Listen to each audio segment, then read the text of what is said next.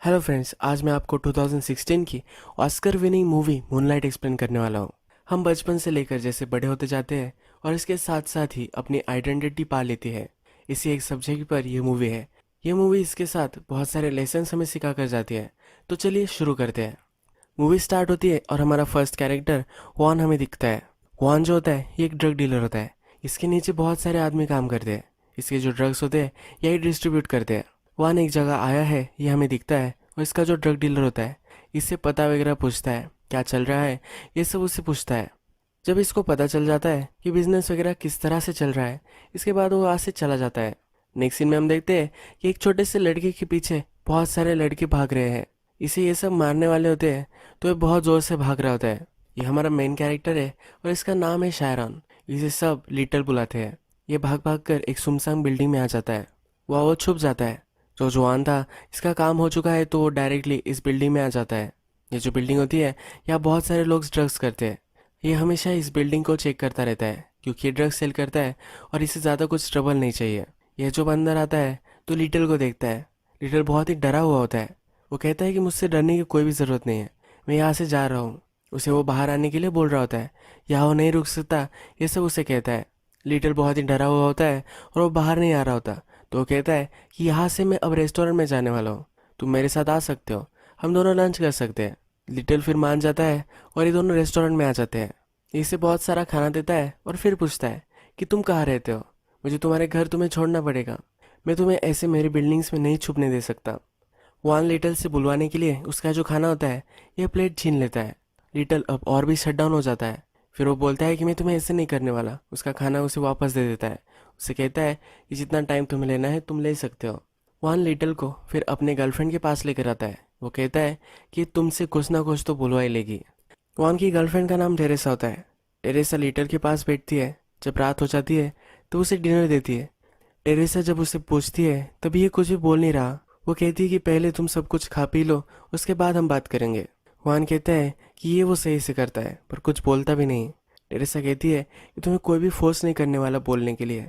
Little कहता है कि मेरा नाम शायरॉन है पर मुझे सब लिटल बुलाते हैं। वो कहती है मैं तुम्हें तुम्हारे नाम से ही बुलाऊंगी। ये फिर थोड़ी थोड़ी बातें करता है और कहता है कि वो कहाँ रहता है। ये अभी घर जाने के लिए रेडी नहीं होता तो टेरेसा बोलती है कि आज रात तक तुम यहाँ रह सकते हो, कल सुबह वान उसे छोड़ कर आएगा। नेक्स्ट दिन वॉन लिटल को उसके घर छोड़ने आता है। उसकी मदर होती है इसके लिए बहुत ही वरीड होती है। वो लिटल को कहती है तुम्हें घर आना था, तुम कहाँ चले गए थे। वॉन को देखकर यह बहुत ही परेशान होती है। वॉन कहता है कि उसने इसे कहाँ पाया था। वॉन अब यहाँ से जाने वाला होता है तो लिटल से हाई फाइव लेना चाहता है। लिटल की जो मदर होती है ये उसे नहीं करने देती है। लिटल को अंदर लेकर जाती है। लिटल को अंदर लेकर उसकी मदर उसे बहुत डांटती है। लिटल जब टीवी लगाने लग जाता है तो उसे कहती है अब तुम्हें टीवी में लगाने नहीं दूंगी। उसे बुक पढ़ने के लिए बोलती है। नेक्स्ट सीन में हमें दिखता है कि लिटल अपने फ्रेंड्स के साथ खेल रहा होता है। ये फुटबॉल खेल रहे होते हैं। जो सब लड़के होते हैं बहुत ही स्ट्रांग होते हैं। शायरॉन इनसे कीप अप नहीं कर पाता। थोड़ी देर बाद यहाँ से निकल पड़ता है। उसके पीछे पीछे उसका एक फ्रेंड होता है केविन। वो आने लग जाता है। वो कहता है कि मुझे भी अब इतना इंटरेस्ट नहीं इनके साथ खेलने में। ये दोनों फिर बात करने लग जाते हैं। केविन कहता है कि तुम बहुत ही सॉफ्ट हो, ऐसा होने लगता है, तुम्हें कभी कभी उन्हें दिखाना चाहिए कि तुम सॉफ्ट नहीं हो। लिटल भी इसके लिए एग्री करता है। केविन फिर उसे धक्का देता है। वो कहता है कि मुझे दिखाओ कि तुम सॉफ्ट नहीं हो। ये दोनों फिर एक दूसरे के साथ लड़ने लग जाते हैं और ये जब खत्म हो जाता है तब केविन उसे कहता है कि इसी तरह से तुम्हें अब उनसे भी फाइट करना है। केविन एक अच्छा फ्रेंड होता है। वर्ल्ड में कैसे उसे रहना है ये उसे यहाँ सिखाता है। नेक्स्ट दिन हमें दिखता है कि वॉन के पास फिर से लिटल आ चुका है। वॉन फिर उसे बीच पर लेकर जाता है। ये दोनों जब पानी में जाते हैं तब उसे तैरना कैसे है ये सिखाता है। ये हो जाने के बाद वो बीच के सैंड पर बैठते हैं। वॉन अपने बचपन की स्टोरी सुनाता है। वो कहता है कि एक दिन हम ब्लॉक पे खेल रहे थे, दौड़ रहे थे, तभी एक ओल्ड लेडी मुझे मिली थी। ये रात थी तब उसने मुझे कहा था जब ब्लैक लोग रात में घूमते हैं, मूनलाइट उन पर पड़ता है तो वो ब्लू चमकते हैं। वो मुझे तब से ब्लू बुलाने लग गई थी। लिटल उससे पूछता है कि क्या तुम्हारा नाम ब्लू है। वॉन कहता है कि नहीं, मेरा नाम ब्लू नहीं है। तुम किसी और को डिसाइड नहीं करने दे सकते कि तुम क्या बनने वाले हो, तुम क्या हो, तुम क्या करने वाले हो। ये कभी ना कभी तुम्हें ही डिसाइड करना पड़ता है। रात में वॉन लिटल को छोड़ने के लिए आता है। उसे थोड़ी सी पॉकेट मनी भी दे देता है। लिटल की मदर वॉन के मुंह पर ही दरवाज़ा बंद कर लेती है। लिटल की मदर के साथ और एक आदमी आज आया हुआ होता है। लिटल के साथ उसके जो फ्रेंड होते हैं ये हमेशा उस पर पिक करते रहते हैं, उसे कभी भी चैन से नहीं रहने देते। नेक्स्ट सीन में रात दिखाई गई है और गुआन स्ट्रीट पर होता है। स्ट्रीट पर अपना जो डीलर होता है उसके साथ खड़ा हुआ होता है। वो अपने डीलर को कह रहा होता है कि किसी को भी यहाँ स्मोक करने मत देना। वो जो सेल करते हैं ये कभी भी उसका धुआं यहाँ से निकल रहा है, ये किसी को पता नहीं चलना चाहिए। थोड़ी देर बाद जब वो देखता है तो एक गाड़ी से स्मोक आ रहा होता है। अपने डीलर को वो डांटता है और वह इस सिचुएशन को हैंडल करने के लिए चला जाता है। इस गाड़ी में जब वो देखता है तो लिटिल की मदर और जो आदमी पहले हमें दिखाया गया था ये वहाँ बैठे हुए हैं और ये दोनों स्मोक कर रहे हैं। वान इन दोनों को डांटता है और फिर लिटिल की मदर इस पर चिढ़ जाती है। उसे पता होता है कि लिटिल हमेशा उसके पास आ जाता है। वो चिढ़कर उससे कहती है, क्या तुम उसे बड़ा करने वाले हो? वान कहता है कि मैं नहीं तो क्या तुम करोगे? यानी कि वो ड्रग्स वगैरह करती है तो वो अच्छी मदर नहीं है, ऐसा उसे कहता है। लिटिल की मदर कहती है, तुम भी ड्रग डीलर हो, तुम भी उसे बड़ा नहीं कर सकते। क्या तुम उसे बताओगे कि लड़के उसे क्यों चिढ़ाते हैं? लिटिल गे होता है इसीलिए उसे सब बहुत ही ट्रबल देते हैं। लिटिल अभी छोटा है इसीलिए उसे पता नहीं है, इसे किसी ना किसी को तो बताना पड़ेगा, इसलिए उसे पूछ रही होती है, ये उसे जता रही होती है। ये सब बताना वॉन की रिस्पॉन्सिबिलिटी नहीं है। लिटिल की मदर ड्रग्स करती है, बैड कंपनी में रहती है, इसीलिए क्वान के पास वो हमेशा आता रहता है। एक दिन सुबह भी वो ऐसे ही आया हुआ होता है। वो टेबल पर साइड पर बैठा हुआ होता है। वॉन उससे कहता है कि तुम्हें सेंटर में बैठना चाहिए, इससे तुम सब लोगों को देख सकते हो। लिटिल बैठकर उससे कहता है कि मेरे मदर को मैं हेट करता हूँ। वान कहता है कि मैं भी मेरी मदर को हेट करता था, पर जैसे तुम बड़े हो गए तब तुम्हें पता चलेगा कि ये बहुत ही गलत था। मैं अब उसे बहुत ही ज़्यादा मिस करता हूँ। लिटिल वॉन से क्वेश्चन पूछता है। वो कहता है कि सब लोग मुझे फैगेट बुलाते हैं, इसका क्या मतलब होता है? वॉन कहता है कि गे लोगों को बुरा फील कराने के लिए कुछ लोग ये एक वर्ड यूज़ करते हैं। लिटिल पूछता है कि क्या मैं गे हूँ? तो वो कहता है कि तुम्हें फिगर आउट करना पड़ेगा, ये कोई तुम्हें नहीं बता सकता। टेरेसा बोलती है कि तुम्हें ये लोग बोलते हैं ये सही नहीं है, ये तुम्हें ये नहीं बुला सकते। फिर वॉन से पूछता है कि क्या तुम ड्रग्स सेल करते हो? वॉन बोलता है कि हाँ मैं ड्रग्स सेल करता हूँ। लिटिल की मदर ये पाई करती है, ड्रग्स करती है, ये सुनकर वो वहाँ से उठकर चला जाता है। इस मूवी में हमें लिटिल के अलग अलग टाइम पीरियड दिखाए जाएंगे। जो फर्स्ट टाइम पीरियड था उसका नाम इन्होंने लिटिल रखा था। अब जो नेक्स्ट टाइम पीरियड आता है इसमें लिटिल टीनेज में है, वो स्कूल में वगैरह है, और इस पीरियड का नाम उन्होंने शायरॉन रखा है। यानी कि लिटिल से शायरॉन तक इसकी ट्रांजिशन जो है ये हमें अब दिखाई जाएगी। ये टाइम पीरियड स्टार्ट होता है और हमें दिखता है कि लिटिल को जिस तरह से बच्चे बचपन में चिढ़ाते थे अभी भी वैसे ही चिढ़ा रहे हैं। क्लासरूम में उसे कुछ बच्चे चिढ़ा रहे होते हैं और वो कुछ बोल देता है, इसी वजह से वो डिटेंशन में आ जाता है। उसके बचपन का फ्रेंड केविन भी हमें दिखता है, ये भी डिटेंशन में होता है। जब लिटिल उससे पूछता है कि वो क्यों डिटेंशन में है तो केविन उससे कहता है कि मैं एक लड़की के साथ इंटीमेट हो चुका था और इस स्कूल में होता है तो इसीलिए एक प्रोफेसर इसे पकड़ लेता है, अभी डिटेंशन में है। केविन उसे कहकर जाता है कि ये बात किसी को भी पता नहीं चलनी चाहिए। लिटिल जब घर पर आता है तो उसकी मदर उसे कहती है कि आज रात तुम यहाँ नहीं रुक सकते, आज मेरे पास कंपनी है, यानी कि उसके पास कोई आने वाला है। इसीलिए लिटिल फिल टेरेसा के पास आ जाता है। टेरेसा लिटिल को खाना वगैरह देती है और खुद पीने लग जाती है। वो कहती है कि क्या तुम्हें मैं ड्रिंक्स दूँ? ये वो जोक कर रही होती है क्योंकि ग्वान जो था वो हमेशा उसे ड्रिंक्स देता था। हमें यहाँ पता चलता है कि ग्वान अब गुजर चुका है। लिटिल ग्वान के बारे में ज़्यादा कुछ नहीं बोलता क्योंकि वो उसके लिए फादर फिगर जैसा था। लिटिल सर नीचे रख कर अपना खाना खा रहा होता है। टेरेसा उसे कहती है, ऐसा डर डर कर तुम्हें मेरे हाउस में नहीं रहना है, तुम इस घर में प्राइड से अपना सर ऊपर रख कर रह सकते हो। लिटिल सिर्फ नॉर करता है। वो कहती है कि मैंने जो सब कहा है वो तुम्हें फिर से कहना है। वो ज़्यादा बोल सके इसलिए उसे ट्रेन करती है। रात होती है तो उसके लिए बेड बनाती है। वो कहती है तुम्हें बेड बनाना नहीं आता, और ग्वान को भी बेड बनाना नहीं आता था। लिटिल को रात में सपने में अपना फ्रेंड दिखता है। सुबह होती है, नेक्स्ट दिन लिटिल अपने घर जाता है। इसकी जो मदर होती है ये घर के बाहर होती है और दरवाज़ा लॉक हो चुका होता है। उसे दरवाज़ा खोलने के लिए बोलती है और इसके बाद उससे पैसे मांगने लग जाती है। यहाँ इसकी मदर हमें ट्विची दिखती है, यानी कि इसको ड्रग्स की ज़रूरत है और इसे मिल नहीं रहे, इसके पास पैसे भी नहीं है, तो लिटिल से वो पैसे मांगती है। लिटिल इसे दे नहीं रहा होता तो ज़बरदस्ती इसके पॉकेट वगैरह चेक करने लग जाती है। लिटिल रेस्ट करने के लिए अपने रूम में जा रहा होता है तो उसे कहती है कि तुम्हें अब स्कूल जाना है। वो घर से उसे बाहर निकाल देती है। स्कूल से लिटिल जब टेरेसा के पास जा रहा होता है उसके स्कूलमेट फिर से उसे घेर लेते हैं। उससे पूछते हैं कि यहाँ तुम कहाँ जा रहे हो। उन्हें पता होता है कि टेरेसा के पास जाता है। वान मर चुका है, टेरेसा के बारे में वो गंदी गंदी बातें बोलने लग जाते हैं। लिटिल इस पर चिढ़ जाता है। उसके क्लासमेट कहते हैं कि क्या तुम्हें कुछ ट्रबल चाहिए। लिटिल डर जाता है और कहता है कि मुझे कोई भी ट्रबल नहीं चाहिए। उसका क्लासमेट फिर उसे छोड़ देता है। आज लिटिल को घर पर भी नहीं जाना होता और टेरेसा को भी मिलना नहीं होता तो डायरेक्टली बीच पर आ जाता है। बीच पर थोड़ी देर बाद केविन आता है। केविन यहाँ आसपास रहता है तो उसे देखकर यहाँ सरप्राइज्ड होता है। केविन हमेशा उसे ब्लैक बुलाता है, ये उसके लिए उसने निकनेम रखा होता है। लीडर उसे पूछ भी लेता है, क्यों तुम मुझे ब्लैक बुलाते हो? वो कहता है कि मैं पैर से बुलाता हूँ, तुम्हारे लिए एक निकनेम है। केविन के पास ड्रग्स से भरी हुई एक सिगरेट होती है, वो लिटिल को दे देता है। ये फिर बातें करने लग जाते हैं। केविन उसे कहता है कि कितनी कोल्ड ये हवा आ रही है। इसे महसूस कर कर बहुत ही शांत लगता है, जैसा सब कुछ ठहर चुका है। लिटिल कहता है कि इतना शांत है कि खुद की हार्ट बीट में सुन सकता हूँ। केविन कहता है कि इतना सही है कि रोना आ जाए। लिटिल बोलता है कि क्या तुम रोते हो? वो कहता है कि नहीं, मैं सिर्फ बोल रहा था। लिटिल कहता है कि मैं बहुत रोता हूँ, मुझे बहुत सारी चीज़ें करने का मन करता है। यानी कि उसके जो क्लासमेट्स है, ये जो वर्ल्ड है, इसे उसे जगड़ जाना है, ऐसा उसे हमेशा लगता रहता है। केविन और शायरन फिर एक दूसरे का हाथ पकड़ते हैं और वो एक दूसरे को किस कर लेते हैं। केविन फिर लीडर को अपने घर छोड़ देता है। वो उससे पूछता है कि क्या तुमने ऐसा कुछ कभी किया था? लिटल ने ऐसा कुछ भी नहीं किया होता। वो नॉड करता है और वहाँ से चला जाता है। लिटल जब घर पर आता है तो उसकी मदर उसे फिर से पैर से अपने पास बुलाती है। इसकी जो मदर है, ये जब भी क्लीन होती है या ड्रग्स पर नहीं होती तो ये बहुत ही अच्छी पेरेंट होती है। ड्रग्स के नशे में जब वो पीसफुल होती है तभी भी वो अच्छी पेरेंट बन जाती है। जब भी वो ड्रग्स कर रही होती है, जब उसे क्रेविंग हो रही होती है, तो ये कुछ भी करने लग जाती है। ये एक रिस्पॉन्सिबल पेरेंट नहीं रहती। वो यहाँ रात में लिटल से कहती है कि वो उससे बहुत प्यार करती है। नेक्स्ट दिन हमें स्कूल दिखाया गया है। लिटल का जो क्लासमेट होता है, जो उसे हमेशा परेशान करता रहता है, अब वो केविन के पास आया हुआ है।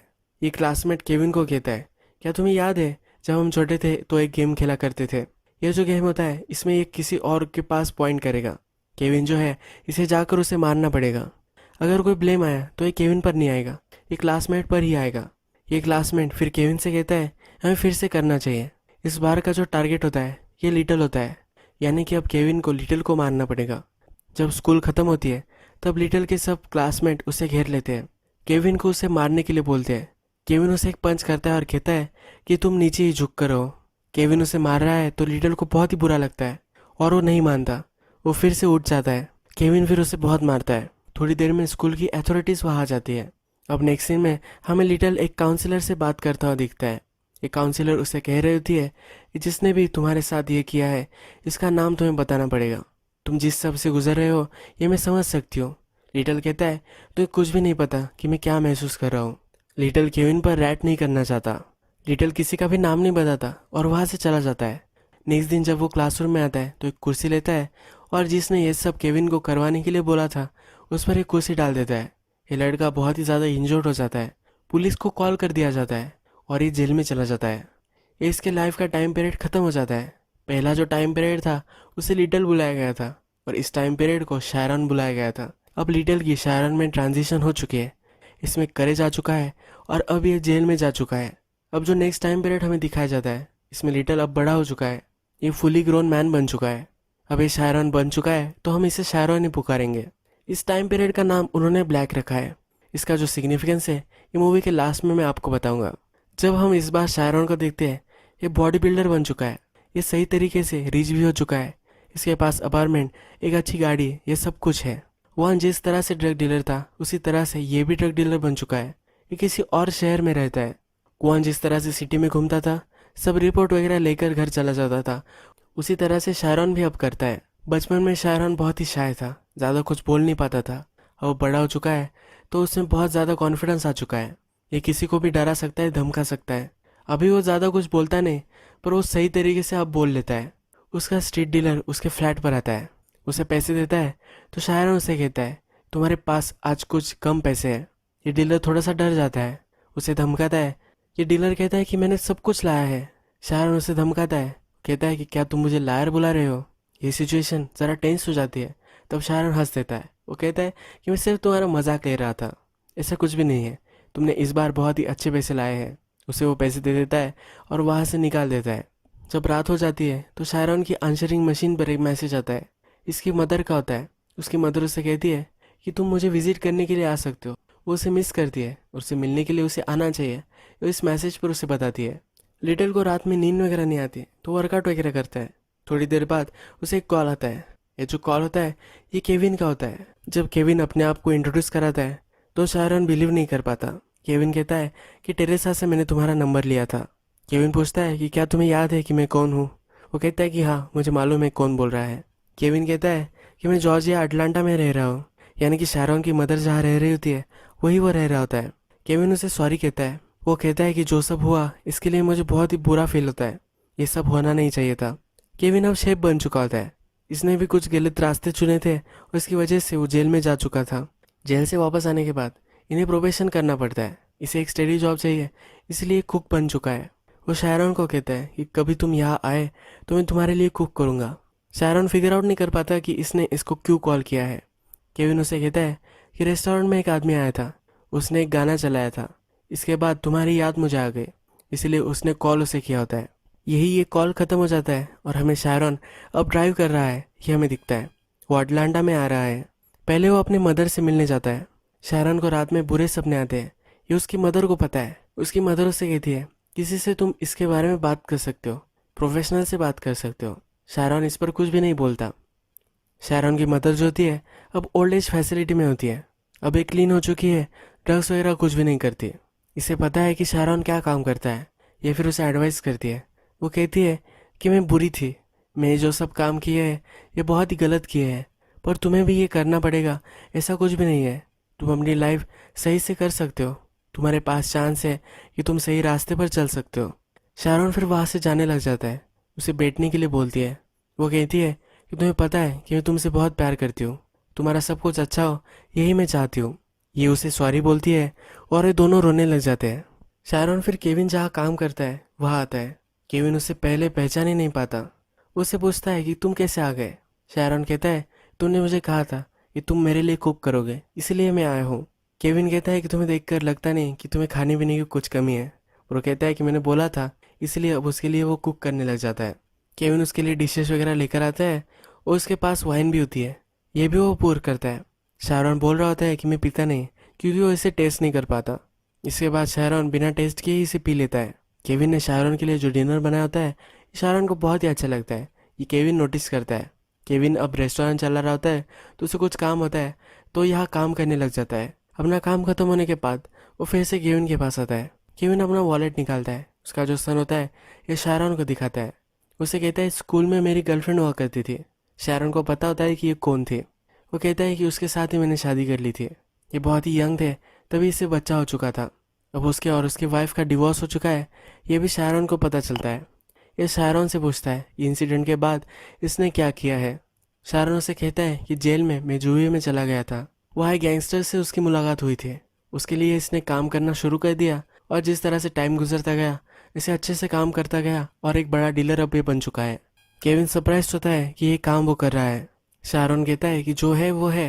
केविन ये मानने के लिए रेडी नहीं होता। वो कहता है कि तुम ऐसे नहीं हो, तुम ये नहीं कर सकते। शायरन केविन से पूछता है क्यों तुमने मुझे यहाँ बुलाया है। केविन उसे बोलता है कि मैंने तुम्हें बताया था कि एक आदमी आया था, उसने गाना चलाया था जिससे मुझे तुम्हारी याद आ गई।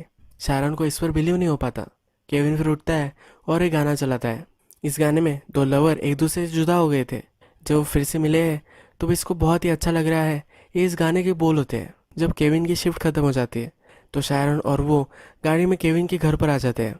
शायरन ने बहुत पी ली होती है तो इसलिए उसे ज़्यादा डिजी महसूस होने लगता है।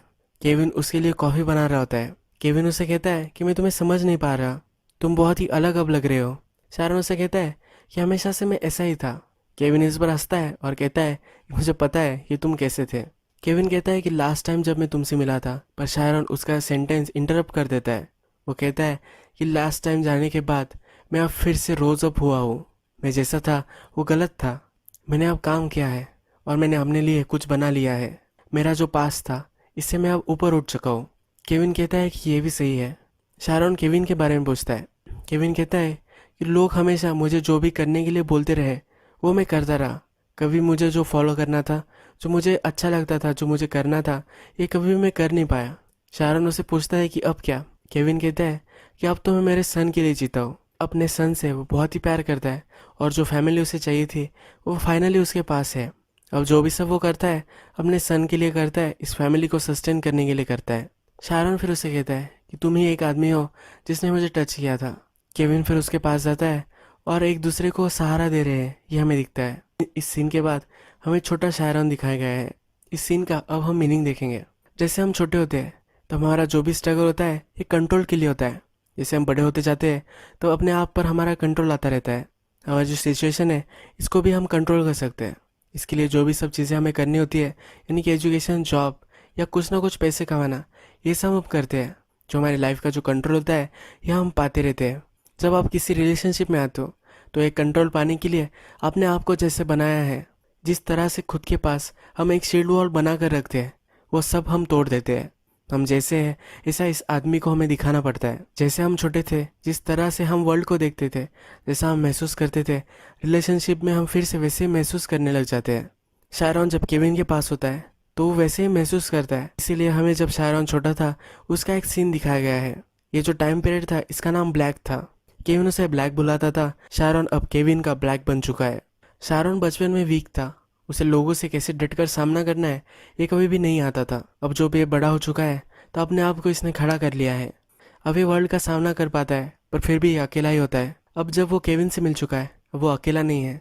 जैसा शायरॉन है, केविन उसे वैसे ही जानता है। एक दूसरे का सहारा बन चुके हैं।